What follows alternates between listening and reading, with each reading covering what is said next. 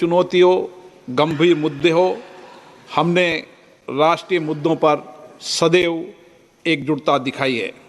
आतंकवाद एक वैश्विक चुनौती है। मेरा आपसे आग्रह है कि आज हम राष्ट्रहित और मानवता के भाव को सर्वोपरि रखते हुए हम इस प्रकार से सार्वगर्भित और मर्यादित चर्चा करें कि हमारी सेना और अन्य रक्षा बलों का गौरव बढ़े। भारत की संसद से दुनिया में आतंकवाद के विरुद्ध सामूहिक संघर्ष का एक मजबूत संदेश संसद से जाए।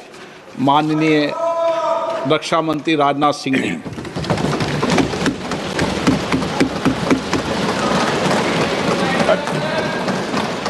अध्यक्ष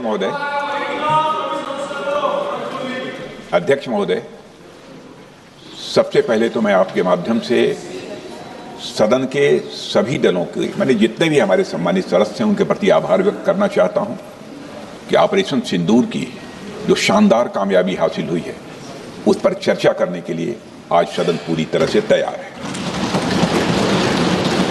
अध्यक्ष महोदय, सबसे पहले मैं इस सदन के माध्यम से मैं देश के उन वीर सपूतों को, उन बहादुर सैनिकों को नमन करता हूं जिन्होंने की राष्ट्र की सीमाओं की रक्षा के लिए आज जब भी आवश्यकता पड़ी है अपना बलिदान देने में वह पीछे नहीं रहे हैं। आज भी वह तैयार हैं और आज भी वह तत्पर हैं। साथ ही मैं उन सैनिकों की स्मृति को भी अध्यक्ष महोदय नमन करता हूं जिन्होंने की भारत की एकता और अखंडता सुनिश्चित करने के लिए अपना सर्वस्व बलिदान कर दिया। मैं पूरे देश की तरफ से सेनाओं के सभी जवानों के प्रति कृतज्ञता व्यक्त करता हूं। अध्यक्ष महोदय, आज मैं आपकी अनुमति से ऑपरेशन सिंदूर से जुड़े कुछ महत्वपूर्ण तथ्यों और विषयों को सदन के समक्ष रखने के लिए यहां खड़ा हूं। अध्यक्ष महोदय, 6 और 7 मई 2025 को भारतीय सेनाओं ने ऑपरेशन सिंदूर के नाम से एक ऐतिहासिक सैन्य कार्रवाई को अंजाम दिया। यह केवल एक सैन्य कार्रवाई नहीं थी, बल्कि यह भारत की संप्रभुता, उसकी अस्मिता, देश के नागरिकों के प्रति हमारी जिम्मेदारी और आतंकवाद के खिलाफ हमारी नीति का एक इफेक्टिव और डिसाइसिव डिमॉन्स्ट्रेशन था। अध्यक्ष महोदय, जैसा इस सदन को जानकारी है, 22 अप्रैल 2025 को जम्मू कश्मीर के पहलगाम क्षेत्र में एक अमानवीय और कायराना आतंकी हमला हुआ। इस हमले में हमारे 25 निर्दोष नागरिकों सहित एक नेपाली नागरिक की भी जान गई थी।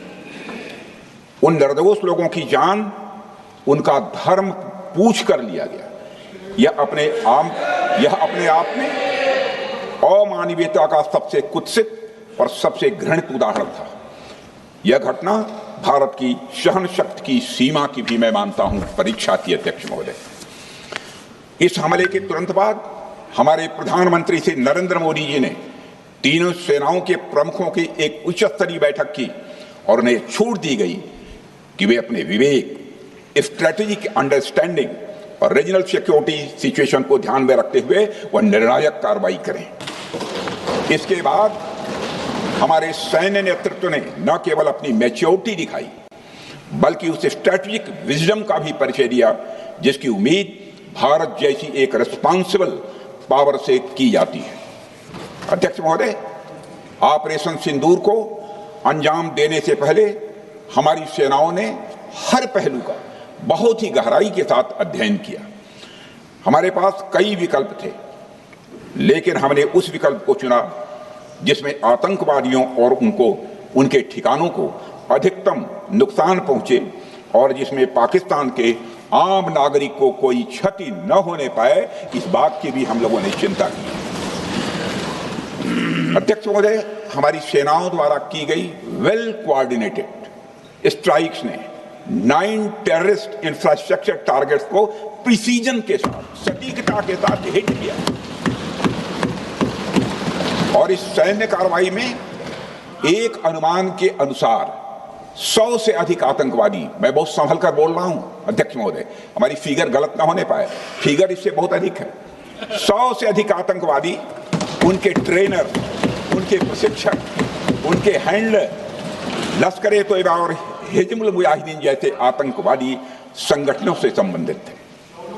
ये वही आतंकी संगठन हैं जिन्होंने पाकिस्तान की सेना और ISI का जिन्हें खुला समर्थन प्राप्त है। अध्यक्ष महोदय, 7 मई 2025 को रात्रि 1:05 भारतीय सशस्त्र बलों ने ऑपरेशन सिंदूर प्रारंभ किया, जिसमें पाकिस्तान और पाक ऑक्युपाइड कश्मीर में भारत के खिलाफ आतंकी गतिविधियों से जुड़े 9 स्थानों को निशाना बनाया गया। इसमें POK के मुजफ्फराबाद में सवाई नाला और सैयदना बिलाल कैंप, कोटली में मस्जिद अब्बास व मसबर रहील शाहिद कैंप, कोटली में गुलपुर कैंप, भिम्बर में बरनाला कैंप, कोटली में अब्बास कैंप और पाकिस्तान के पंजाब प्रांत में बहावलपुर, मुरिदके और सरजाल और मेहमुना जोया शामिल थे। इनमें से 7 आतंकी शिविरों को भारतीय सेना ने पूरी तरह से नष्ट कर दिया था, जबकि भारतीय वायुसेना ने मुरिदके और बहावलपुर को नेस्त नाबूद किया, जो लश्कर-ए-तोयबा और जैशे मोहम्मद के केंद्र हैं। पूरा ऑपरेशन मात्र, अध्यक्ष महोदय, जानकर पूरे सदन को प्रसन्नता होगी कि विदिन 22 मिनट्स पूरा ऑपरेशन समाप्त हो गया और हमने आतंकवादियों को उनके घर में घुसकर मारा। सशस्त्र बलों ने हमारी माताओं और बहनों के सिंदूर का बदला लिया और प्रत्येक भारतीय इस भावना से ओत-प्रोत हो गया। अध्यक्ष महोदय, मैं चाहूंगा कि पूरा सदन एक बार हमारे सेना के बहादुर जवानों के शौर्य और पराक्रम का। अध्यक्ष महोदय, यह सिंदूर की लाली शौर्य की कहानी है।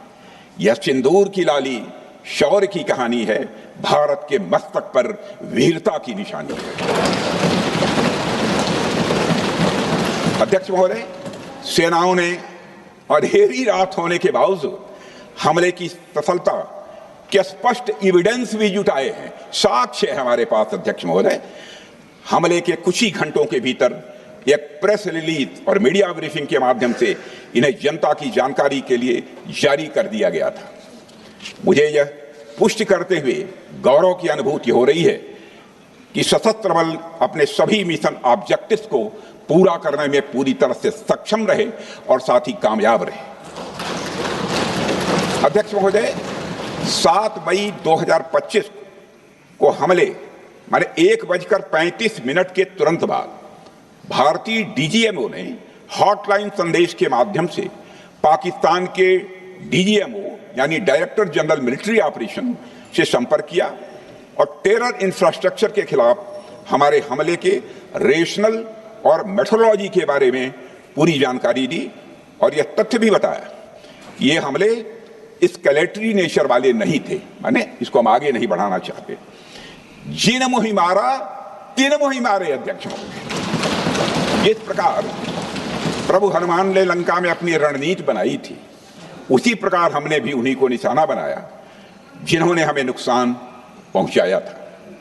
हालांकि पाकिस्तान ने इस रेशनल को समझने से इनकार कर दिया और अगले कुछ दिनों तक सिविलियन और सैन्य ठिकानों पर गोलीबारी करके बड़े पैमाने पर सीज फायर वायलेशन करके स्थिति को एस्केलेट करने की उसने कोशिश की।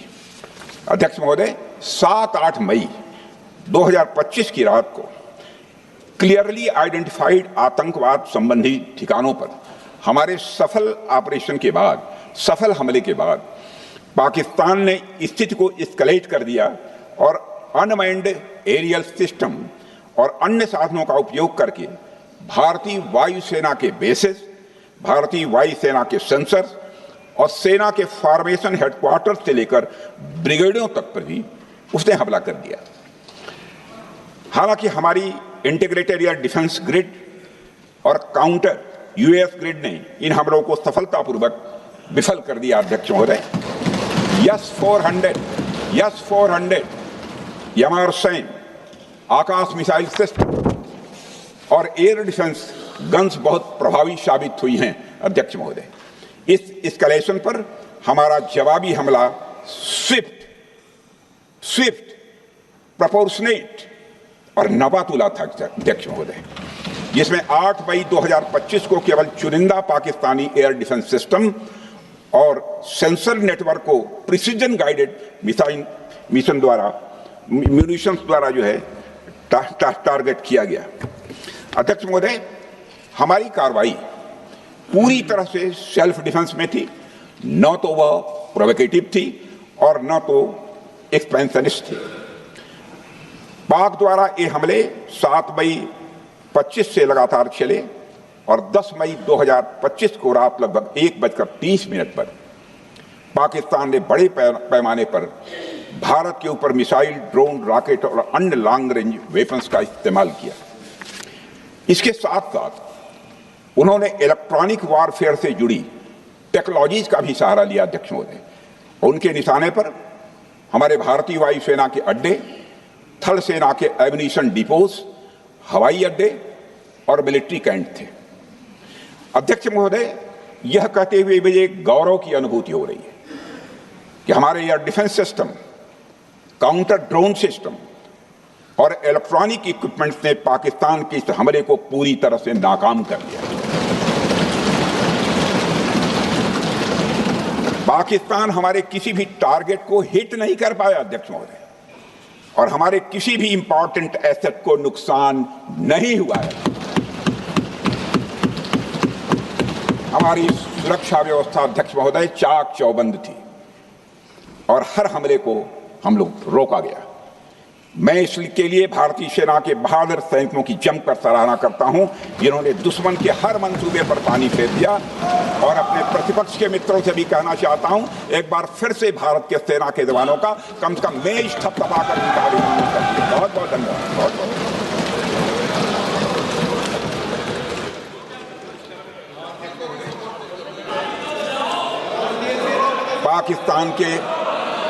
पाकिस्तान के इस हमले के जवाब में हमारी कार्रवाई साहसिक थी, ठोस थी और प्रभावी थी।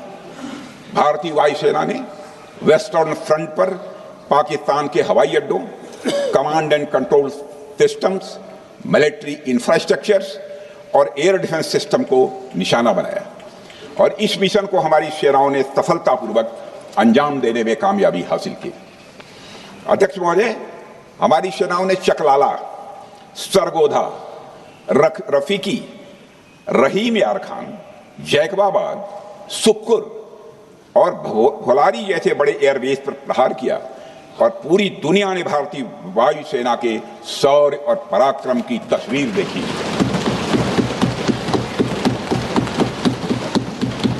अध्यक्ष महोदय, ऑपरेशन सिंदूर ट्राई सर्विसेज कोऑर्डिनेशन का एक बेमिसाल उदाहरण था। जब भारतीय वायुसेना ने आसमान से हमले किए, हमारी थल सेना ने जमीन पर मोर्चा संभाल लिया। हमारे जवान नियंत्रण रेखा पर पूरी ताकत से डटे रहे और पाकिस्तान की हर हरकत का करारा जवाब दिया। अध्यक्ष महोदय, भारतीय नौसेना ने भी, लोग पूछते हैं भारतीय नौसेना का क्या रोल था, भारतीय नौसेना ने भी उत्तरी अरब सागर में अपनी तैनाती मजबूत कर दी। भारतीय नौसैनिकों ने पाकिस्तान को यह साफ संदेश दिया कि हम समुद्र से लेकर जमीन तक पाकिस्तान के हर महत्वपूर्ण ठिकानों पर प्रहार करने में न केवल सक्षम हैं बल्कि हम तैयार हैं। अध्यक्ष महोदय, इस ऑपरेशन का मकसद टेररिस्ट कैंप्स और उनके सपोर्टर्स को टारगेट करना, उन्हें नेस्त नाबूद करना था और यह साफ संदेश देना था कि भारत आतंकवाद के विरुद्ध जीरो टॉलरेंस रखता है। भारत ने कार्रवाई इसलिए रोकी क्योंकि कॉन्फ्लिक्ट के पहले और उसके दौरान जो भी पॉलिटिकल और मिलिट्री ऑब्जेक्टिव्स तय किए गए थे उसे हम पूरी तरह से हासिल कर चुके थे। इसलिए यह कहना, यह मानना कि यह ऑपरेशन किसी दबाव में रोका गया था, यह बेबुनियाद है और सरासर गलत है।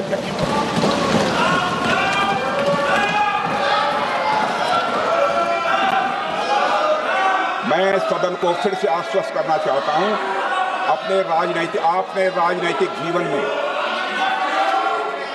अध्यक्ष महोदय, मैं आपके माध्यम से सदन को आश्वस्त करना चाहता हूं, अपने राजनीतिक जीवन में जानबूझकर कभी भी असत्य न बोलूं, इसकी भरपूर कोशिश की है मैंने, चाहे सदन हो अथवा सदन के बाहर। अध्यक्ष महोदय, मैं आपके माध्यम से सदन को यह भी अवगत कराना चाहता हूं,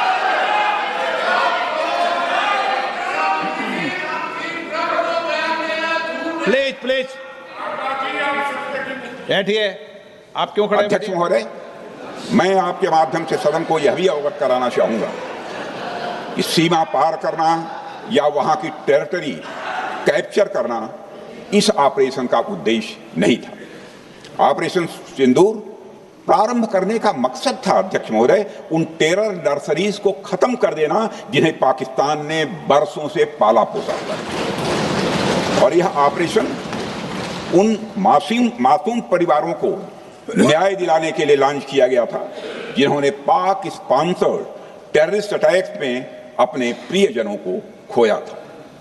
हमारी सेनाओं ने सिर्फ उनको टारगेट किया जो इन आतंकियों को सपोर्ट करते हुए भारत पर हमला करने की कोशिश में लगातार शामिल थे।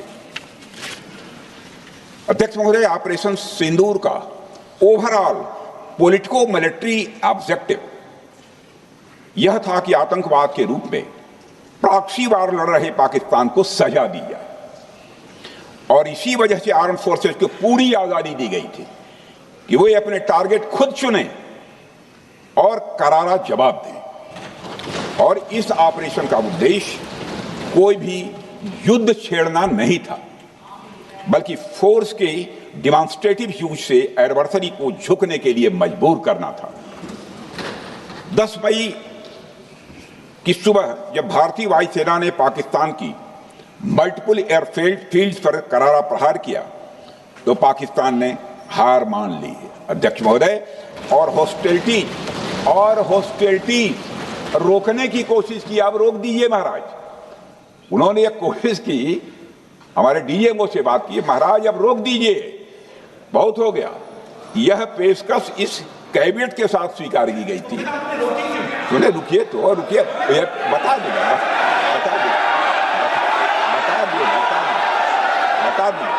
अब बैठ तो आपको मौका मिलेगा।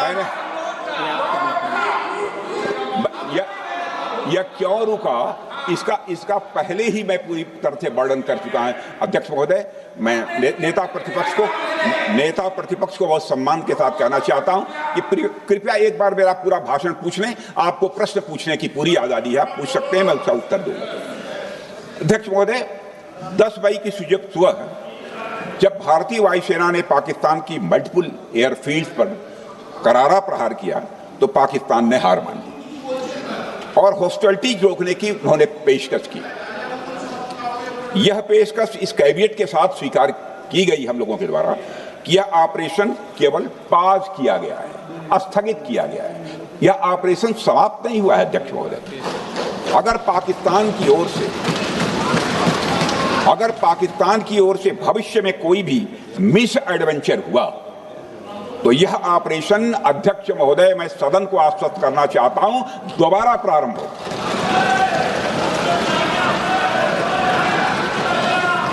अध्यक्ष महोदय, भारतीय वायुसेना के जबरदस्त हमलों, नियंत्रण रेखा पर थल सेना की मजबूत जवाबी कार्रवाई और नौसेना के हमलों के डर ने पाकिस्तान को झुकने के लिए मजबूर कर दिया अध्यक्ष महोदय।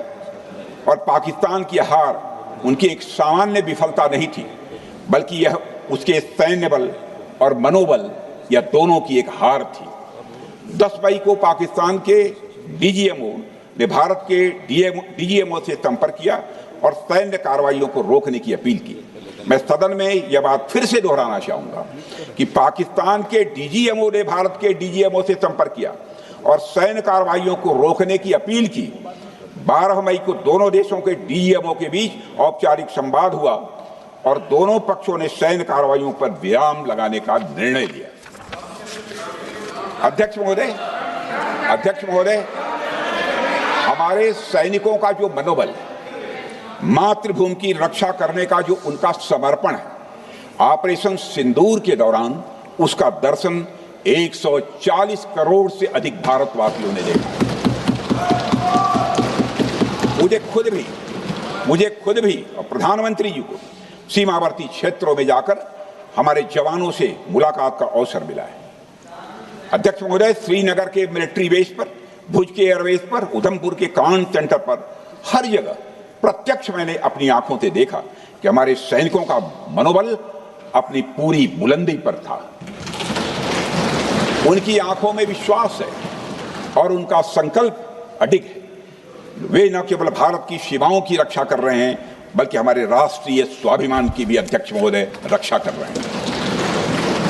अध्यक्ष महोदय, किसी भी देश में जनता सत्ता पक्ष को और विपक्ष को अलग अलग दायित्व सौंपती है, दोनों को अलग अलग दायित्व, और हेल्दी डेमोक्रेसी में तो स्वाभाविक है। सत्ता पक्ष का काम होता है जनता के हितों को ध्यान में रखते हुए कार्य करना, और विपक्ष का काम होता है सरकार से जनता के मुद्दों से संबंधित जरूरी प्रश्न पूछना। ऑपरेशन सिंदूर क्यों शुरू किया गया, इसकी जानकारी पहले भी दी गई है और आज भी मैंने सदन को दी है। अध्यक्ष महोदय, कभी कभी हमारे प्रतिपक्ष के लोग ये पूछते रहे हैं कि हमारे कितने विमान गिरे। मुझे लगता है उनका यह प्रश्न हमारी राष्ट्रीय जनभावनाओं का सही से प्रतिनिधित्व नहीं कर रहा है। मुझे लगता है उन्होंने एक बार भी हमसे यह नहीं पूछा कि हमारी सेनाओं ने दुश्मन के कितने विमान मार गिराए।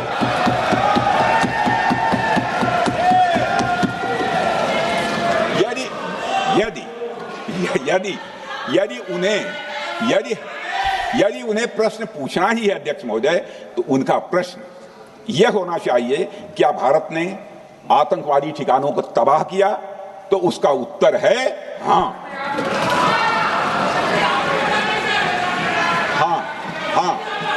मैं विपक्ष के सम्मानित साथियों से कहना चाहता हूं कि आपको प्रश्न पूछना है तो यह प्रश्न पूछिए, क्या ऑपरेशन सिंदूर सफल रहा? तो उसका उत्तर है हाँ।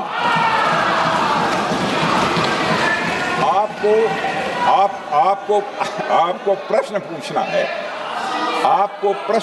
है तो यह प्रश्न पूछिए कि जिन आतंकियों ने हमारी बहनों, हमारी बेटियों का सिंदूर मिटाया, क्या हमारी सेनाओं ने ऑपरेशन सिंदूर में उन आतंकियों के आकाओं को मिटाया?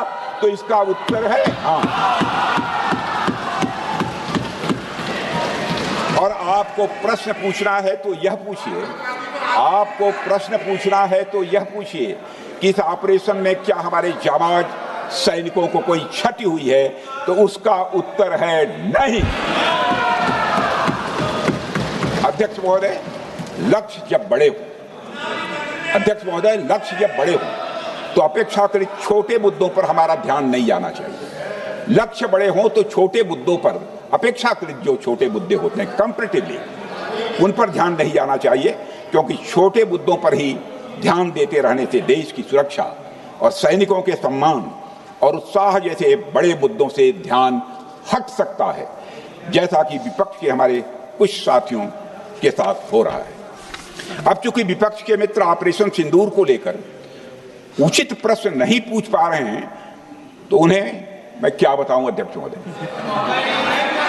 मैं लगभग 4 डिकेड से अधिक समय से राजनीति में, सत्ता पक्ष हो या विपक्ष हो, अपनी पार्टी हो या दूसरी पार्टी हो, कभी भी किसी के साथ दलगत राजनीति को मैंने शत्रुतापूर्ण तरीके से जिंदगी में नहीं देखा है मैंने अध्यक्ष महोदय।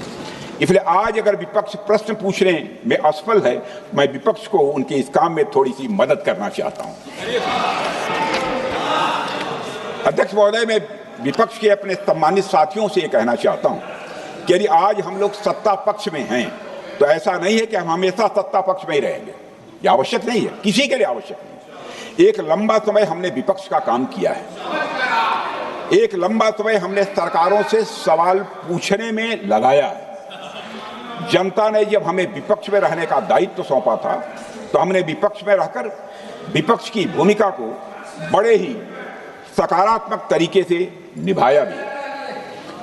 अध्यक्ष महोदय, विपक्ष में रहकर हमने कैसे प्रश्न पूछे, इसके कुछ उदाहरण मैं यहां रखना चाहता हूं।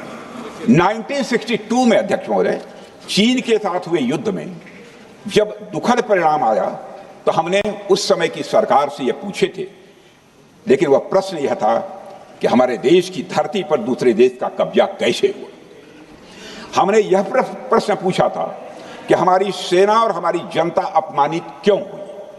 हमने यह प्रश्न पूछा था कि बड़ी संख्या में हमारे सैनिक हताहत कैसे हुए। हमने यह प्रश्न नहीं पूछा कि हमारे टैंक, हमारी मशीनें, हमारी बंदूकें क्यों ध्वस्त हो गई। यह प्रश्न हम लोगों ने नहीं पूछा। मशीनों और तोपों की चिंता न करके अध्यक्ष महोदय, हमने देश की टेरिटरी की चिंता की, हमने देश के सैनिकों की। इसी तरह 71 के युद्ध में, 71 के युद्ध में जब हमने पाकिस्तान को सबक सिखाया, मैं उस समय की सरकार को मैं बधाई देना चाहता हूं। हमने अपने राजनीतिक और सैन्य नेतृत्व की प्रशंसा की। हमने ये नहीं देखा कि किस दल की सरकार है, किस विचारधारा की सरकार है, इसकी चिंता नहीं की कभी। हमारे नेता अटल बिहारी वाजपेयी ने संसद में खड़े होकर उस समय के नेतृत्व की प्रशंसा की थी। हमने इस बात की खुशी जाहिर कि हमने अपने शत्रु को सबक सिखाया। हमने उस दौरान यह प्रश्न नहीं पूछा कि इस सबक सिखाने के दौरान में भारत के कितने प्लेन्स गिरे, भारत के कितने इक्विपमेंट्स बर्बाद हुए। यह प्रश्न अध्यक्ष महोदय उस समय भी हम लोगों ने नहीं पूछा। अध्यक्ष महोदय, यदि मैं इसे और भी प्रैक्टिकल तरीके से समझाऊं तो किसी भी परीक्षा के परिणाम में रिजल्ट मैटर करता है। यदि किसी परीक्षा में कोई बच्चा अच्छे मार्क्स लेकर आ रहा है तो हमारे लिए उसके मार्क्स मैटर करने चाहिए। हमें इस बात का ध्यान नहीं रखना चाहिए कि एग्जाम के दौरान उसकी पेंसिल टूट गई थी या उसकी पेन खो गई।